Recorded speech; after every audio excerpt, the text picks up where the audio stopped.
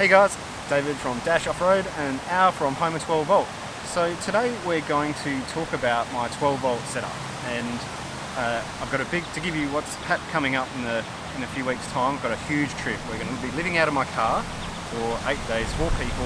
We have to have all the power requirements that we need, so there's going to be lighting, we're going to be charging up iPads, camera gear, drones, not to mention we've got a travel buddy, 2 fridges, one on freezer, one on fridge. There's heaps of power requirements, and basically this is kind of a don't do what Dave did video, because I've set my car up and I know it's not great, and Al was kind enough to come and do a bit of like an audit of my car, and we're going to work out what the best system is going to be going forward, so I can get through this camping trip and not run out of power.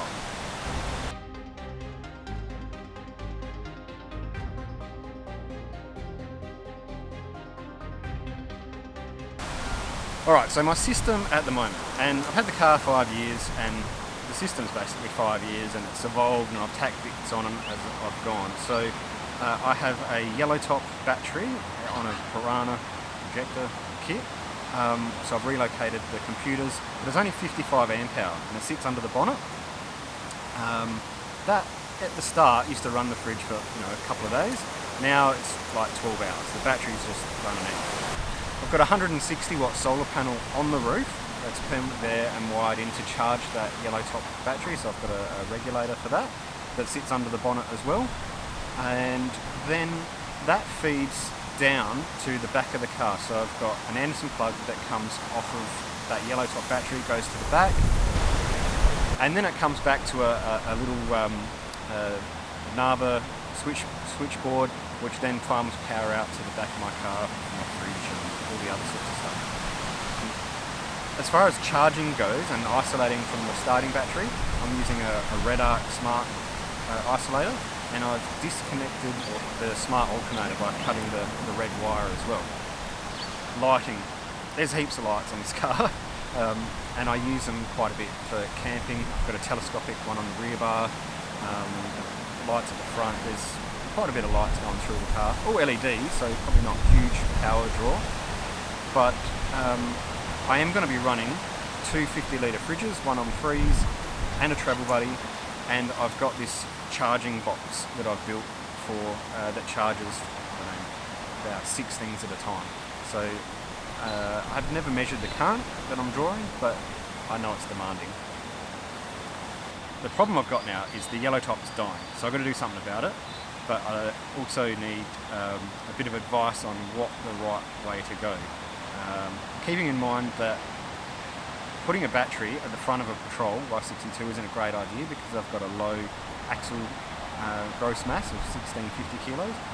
I'm thinking it's probably not a bad idea to maybe have the battery in another location. Anyway, so alright Al, what am I supposed to do? You've had a bit of a look at my car. Yep. Look, the system itself it's not a bad system. The Optima yellow top's a great battery. Obviously everything has a lifespan, so that's pretty much coming to the end of its lifespan. Yeah. Your trip, because you're running 2 fridges, one on fridge and one on freeze, 55 amps is not really going to be enough capacity for you. So your idea of let's relocate that battery into the cab, we've got the option now to go larger capacity. Yeah. And we can also trick it up. We can actually do like a portable battery box system, give you the portability now as well. Mm-hmm. So for any reason, if you do want to sort of set up camp, you can take your power from the vehicle into the camp now. Oh. So that's always a good idea, especially with a small family. You don't want to be going back and forth to the car all the time. Yep. So you've done turn the smart alternator off with cutting the cable on the 62. Look, it's a good idea. It's an easier and cheaper way to get around it, but the ultimate really would be installing a DC to DC charger. I did wonder that actually. Yeah. And it's going to give you 100% charge from the vehicle's alternator through the DC charger. They're a multi-stage charger, just like a 240 volt battery charger. Yeah. But we're harnessing the power from the alternator to fully 100% charge our auxiliary battery, and that's the main goal. Yeah. So, and not only that, like I've seen you've got a solar panel on the roof. we can bypass your regulator, get rid of it altogether, and we can actually run that solar panel directly into the DC-DC, because it is also a maximum power point tracking regulator as well. And that's going to give you even better efficiency charge to your battery. Gotcha. All right. Now, as far as chemistries of batteries, like I know there's heaps out there. The yellow top's been pretty cool, but I'm worried about weight. I'm always worried about weight.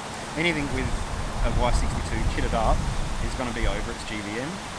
What can we do? A great option now with the new technology lithium LiFePO 4 batteries coming into the market. Yep. They're an awesome way to have a good quality battery. You really can't kill them. They have a what's called a BMS, a battery management system built inside of the casing of the batteries, which controls all the cells. So they have a automatic shut-off in some cases at 10 volts. So you can have usable amp hours, and you can't drain it down completely flat to kill the battery like you can do with AGM. Right. So I don't have to really monitor it as much. That's right, yeah. So it's got a built-in shut-off.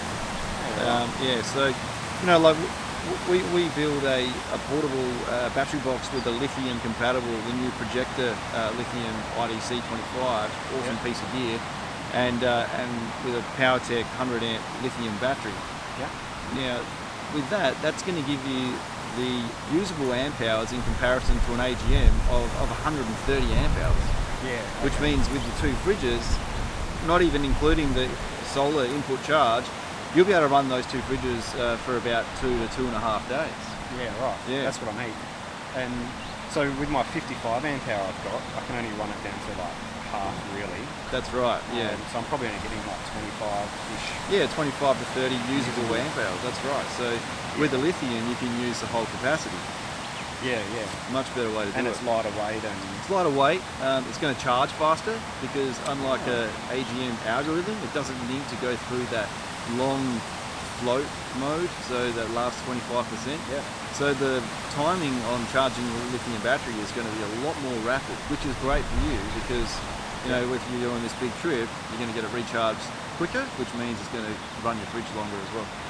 Awesome. I know my wife was a bit concerned about having enough power for this trip, especially because we're really going to rely on the travel buddy for cooking our meals at night.